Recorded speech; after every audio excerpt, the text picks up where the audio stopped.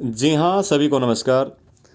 दोस्तों, इस वीडियो में हम बात करने वाले हैं मेडिकल हरियाणा पुलिस और वर्तमान में जो चल रही भर्ती सब इंस्पेक्टर की भर्ती है उसके अंदर जो कुछ पॉइंट उठाए जा रहे हैं वो कितना सही है, कितना गलत है, क्या ये भर्ती रद्द होनी चाहिए या रद्द नहीं होनी चाहिए, क्या ये फेयर है या नहीं फेयर है। लेकिन उससे पहले हम ब्रीफ में बात करेंगे मेडिकल के बारे में।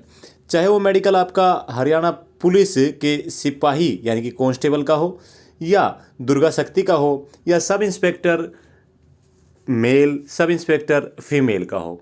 तो मेडिकल ही होता है दोस्तों। उनमें किन किन पॉइंटों को जांचा जाता है, किन किन पॉइंटों को परखा जाता है, उनमें से कुछ महत्वपूर्ण बातें मैं आज आपको इस वीडियो में बताने वाला हूं। उसके बाद बात करेंगे इस भर्ती से संबंधित, क्या ये गलत हुआ, क्या सही हुआ। ओके, तो सबसे पहले मेडिकल में जानते हैं। देखो, कान से स्टार्ट करते हैं। अगर हम बात करें कान की, तो जब हम डॉक्टर के पास जाते हैं कान चेक कराने के लिए, यानी कि जब हमारा मेडिकल होगा तो जो डॉक्टर साहब वहाँ पर होगा वो मेडिकल कान का चेक कैसे करेगा। उसके पास एक मशीन होती है, मशीन के आगे की तरफ लाइट लगी होती है। वो क्या करता है, इसको हल्का सा आपके कान में डालता है और लाइट के द्वारा चेक करता है कि कान में कोई प्रॉब्लम तो नहीं है। अब ये प्रॉब्लम किस तरह की हो सकती है। देखिए, कान के अंदर मैल तो नहीं है, कान के अंदर फंगस तो नहीं लगा हुआ है, ये चीज़ें चेक की जाती है। यानी कि अगर कान के का कोई भी पॉइंट ना बने तो आपके कान में मैल भी नहीं होना चाहिए, फंगस भी नहीं होना चाहिए। इसके अलावा कान का जो पर्दा होता है उसके अंदर छेद नहीं होना चाहिए। ओके, नेक्स्ट पॉइंट ये है दांत, यानी कि दांतों की भी चेकिंग होगी। एसआई साहब इसीलिए लिख दिया इसमें क्योंकि देखो इसमें क्रेटा गाड़ी दिखाई दे रही है। एक एसआई साहब हाल ही में चर्चा में आए थे, बीएसएफ के जवान यानी कि एसआई। उन्होंने क्रेटा डिमांड की थी शादी में और उनके दांतों का ही मुस्कुराहट डाली हुई है। तो भाई दांत पूरे के पूरे होने चाहिए, दांत साफ होने चाहिए, उनके अंदर कीड़ा वगैरह नहीं लगे होने चाहिए, टूटे फूटे नहीं होने चाहिए। तो भाई एसआई साहब, आपको क्रेटा मांगने का कोई हक नहीं था और आपने क्रेटा मांग ली। ये घटना है महेंद्रगढ़ की और लड़की ने खुद ही मना कर दिया कि जो श्रीमान अभी शादी से पहले ही क्रेटा मांग रहा है वो बाद में क्या करेगा। तो दहेज से हमें बचना चाहिए। देखिए दोस्तों, जब आप सरकारी नौकरी लग गए हैं, यानी कि हम सरकारी नौकरी लग गए हैं, तो काफ़ी पेमेंट हो जाती है। सोचिए ज़रा, इतनी पेमेंट होने के बावजूद अगर भीख मांगी जाए तो बहुत गलत है। बाकी हमें सेल्फ कॉन्फिडेंस आ जाना चाहिए कि हम भीख ना मांग के विदाउट जॉब रहते हुए भी दहेज का बहिष्कार करें। दहेज लेना आसान है लेकिन दहेज देना खुद की सिस्टर में कितना महंगा पड़ेगा, सोचा किसी ने। ओके, चलो नेक्स्ट पॉइंट देखते हैं कि डॉक्टर क्या चेक करेगा मेडिकल में। अभी देखते हैं आंखों की जांच के बारे में। देखो, आंखों की जांच की जाती है कि भाई आंखें जो है वो किस तरह का उसका विजन है, यानी कि 6/6 है या नहीं है। तो उसके लिए क्या होता है, आप कोने में देख रहे होंगे कि ऊपर ABCD लिखा हुआ एक ड्रम है जिसके अंदर लाइट जल रही है। उसके नीचे एक मशीन है और एक चेयर रखी हुई है। अभी इसमें होता क्या है, जो इसमें ABCD लिखी हुई है ये पढ़वाई जाती है बंदे से। दो तरीके होते हैं इसके पढ़वाने के। एक तो बंदे को, यानी कि जिस जवान का, जिस कांस्टेबल का, जिस सब इंस्पेक्टर का चयन हुआ है उसको इसके सामने खड़ा कर दिया जाएगा 6 मीटर की दूरी पर और पूछा जाएगा सबसे ऊपर वाली रो में क्या लिखा हुआ है, फिर उसके नीचे लास्ट तक वो पूछेगा लेफ्ट से राइट से। एक बार एक आंख बंद करेगा, दूसरी बार दूसरी आंख बंद करेगा। अब ये आंख कैसे बंद की जाती है कि एक कागज़ दे दिया जाता है कि एक कागज़ को आंखों के सामने लगा लो। तो बंदे को क्या है, एक आंख से दिखाई देता है, दूसरी से नहीं। एक बार लेफ्ट से चेक करवाया जाएगा, एक बार राइट से। ये कई तरह के हो सकते हैं। हिंदी में भी लिखा मिल सकता है, अंग्रेजी में मिल सकता है, और अंग्रेजी में ज़रूरी नहीं है कि सबसे ऊपर A लिखा हो। भाई अलग अलग पैटर्न से भी हो सकता है। देखिए, एक जांच जो मैं आज खुद करवा के आया एक आई चेकअप वाले के पास, वो किस तरह की थी वो मैं आपको बता देता हूँ। उन्होंने पहले मेरे को एक चेयर पे बैठाया और जस्ट मेरे सिर के ऊपर ही वो ABCD लिखा हुआ पूरा बॉक्स था जिसमें लाइट जली हुई थी और डॉक्टर साहब खुद आ गए। एक मशीन के सामने, जो मेरे सामने मशीन थी, उसमें एक आँख के ऊपर फोकस करवाया कि आप इस ग्लास में देखिए। पहले उन्होंने मेरी आँख चेक की कि क्या आँखें ठीक है, उनका विजन कितना है। पहले लेफ़्ट आई को चेक किया, फिर राइट आई को चेक किया, जैसे आप देख रहे हैं। इत्मीनान से देखिए क्या क्या प्रोसेस होता है। पूरी जानकारी दी जाएगी दोस्तों इस वीडियो के अंदर आपको। ये डॉक्टर साहब चेक कर रहे हैं और कुछ सेटिंग्स है, क्या है वो तो भाई डॉक्टर ही जाने। ओके, ये मेरे को बोल रहे हैं कि भाई एक ही जगह देखो, आंखों को मत हिलाओ। अभी दूसरी आंख को बोले हैं कि ओके, दोनों आंखों का हो गया है। अब इन्होंने एक प्रिंट आउट निकाला है और अभी मेरे को एक चश्मा दिया है जिसका कोई ग्लास नहीं है।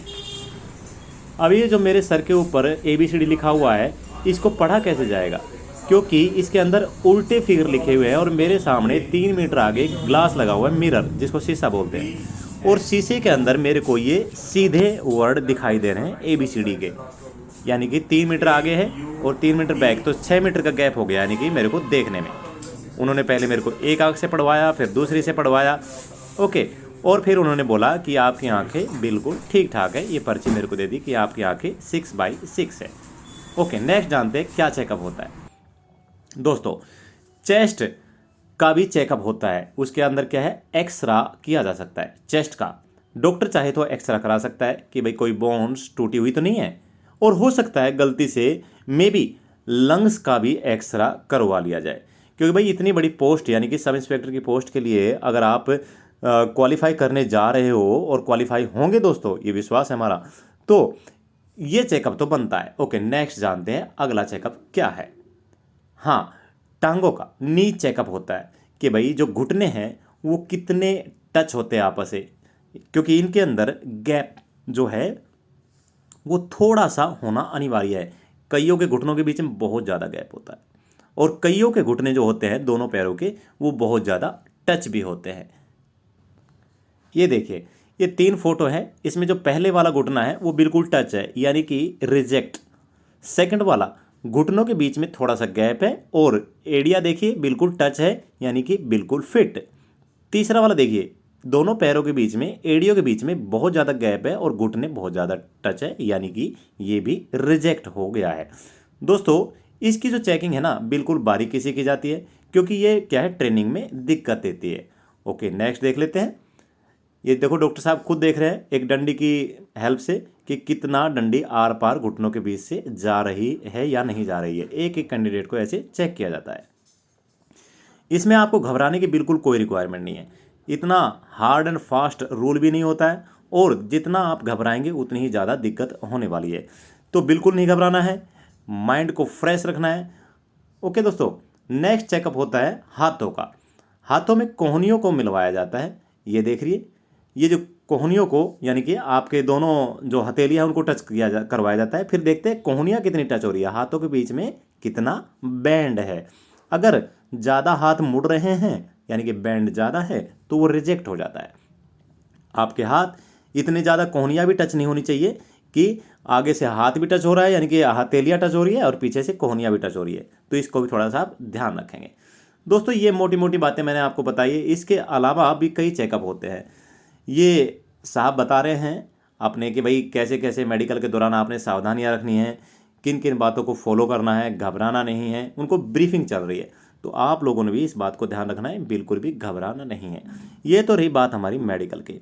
अब जानते हैं कि ये जो हरियाणा पुलिस की SI की जो भर्ती हुई है दोस्तों, इसके अंदर क्या प्रॉब्लम आ रही है, क्यों इसका विरोध हो रहा है। देखिए, विरोध वही करता है जो कि ग्राउंड में जिसके पास कोई जीत का ऑप्शन ना हो, जैसे कि ये बेचारी 2014 से पहले के समय में घूम रही है।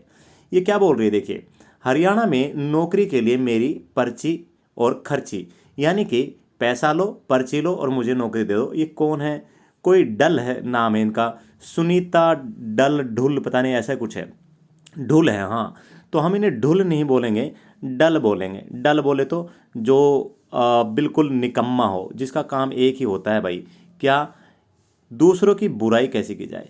ये जानती नहीं है श्रीमती जी कौन है कि भाई अभी आप ये पैसे दिखाकर नौकरी मांग रहे हो, क्या इससे पहले कभी एग्जाम हुए थे?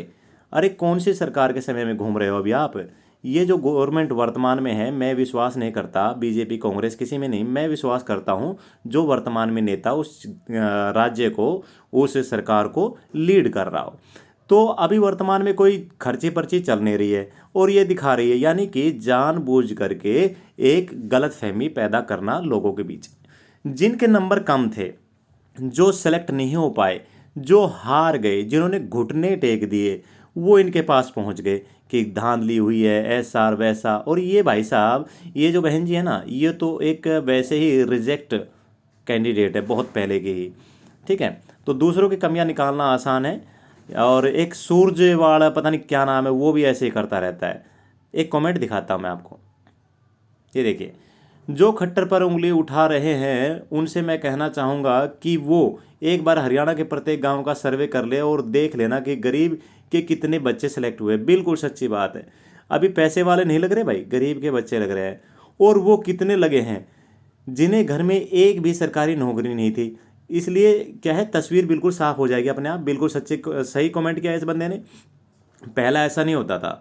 कैसा होता था, जैसे उस लड़के ने दिखाया था, खर्ची और पर्ची वाला सिस्टम था। और अभी क्या हो गया है, मेहनत करो, क्वालिफाई करो एग्ज़ाम और अपना सिलेक्शन लो। अरे भाई, खुद मेरे गांव में इतने बच्चे लग गए हरियाणा पुलिस में, कांस्टेबल में, अदर विभाग में, ग्रुप डी में, क्लर्क में। क्यों, मेरे को खुद हैरानी हो रही है। क्यों हो रही है कि यार ये सिस्टम कैसे हो गया, पढ़ाई करो और नौकरी लो। ये तो था ही नहीं 2014 से पहले, क्योंकि लिस्टें जारी होती थी भाई। फलाना की लिस्ट लग गई, फलाना की लिस्ट लग गई, पैसे पहुंच गए, ऐसा सुनते थे हम। आपको जान के हैरानी होगी, मैं नवीन कुमार अपने 15 किलोमीटर के दायरे में, गांव के 15 किलोमीटर दायरे में पिछले पिछले कितने पिछले तकरीबन 40-50 सालों में पहला सब इंस्पेक्टर हूँ। और मैं पहला नहीं, इस भर्ती के अंदर हमारे 3 हुए हैं भाई। 15 किलोमीटर नहीं, 4 किलोमीटर के दायरे में 3 हो गए। बहुत बड़ा अचीवमेंट है। और पिछले 30-40 सालों में एक भी नहीं था। तो फिर हम कैसे कह दे खर्ची और पर्ची, पूरा मेहनत का काम चल रहा है। एक और दिखाता हूँ आपको। ये है एक वो इंसान जिसका काम है अपना क्या बोलते हैं, खर्चा पानी चलाना। कैसे, बच्चों को बरगला करके कि भाई खड़े हो जाओ, क्या करने, दंगा करने, विरोध करने। ये भड़काने वाला बंदा है। इनकी मिसेज है, बहुत मेहनती है, बहुत अच्छा पढ़ाती है। और ये क्या लिखा हुआ है, पहला कमेंट क्या है, भर्तियों में गड़बड़ सिर्फ हरियाणा में नहीं पूरे देश में हो रही है, इस पर काम किया जाए। अरे हरियाणा में कहाँ हो रही है, पहले तो वो बताओ। ठीक है, क्यों, अगर भर्ती क्लियर हो गई एक बार में तो इसकी दुकान नहीं चलेगी, इसके पास बच्चे नहीं आएंगे। दूसरा कमेंट क्या है इसका, सभी भर्तियों में नागर व उसकी टीम ने गड़बड़ की है। अरे भाई, अगर एक जगह कोई बंदा पकड़ा गया तो सभी का नाम आपने कैसे ले लिया। तीसरा कमेंट देखिए इसका, आईसीएस में पढ़ाई एक, सिलेक्शन एक अनेक। आईसीएस में पढ़ाई एक, सिलेक्शन अनेक। इसके अलावा दोस्तों, इसका मैंने एक और इश्तिहार देखा था, 100% बेरोजगारी दूर करने का और 100% नौकरी देने का एक ही स्थान, कौन सा, आईसीएस। भाई, जब पूरे हरियाणा में वैकेंसी ही मान लीजिए 1000 है तो 100% ये कैसे दे देगा। इसके पास 5000 बच्चे पढ़ते हैं, मान लीजिए पूरे हरियाणा में, मान लीजिए 1 लाख पढ़ते हैं, 1 लाख 5000 हो गए, और वैकेंसी 1000 है, तो 100% में तो इसी के नहीं लगे।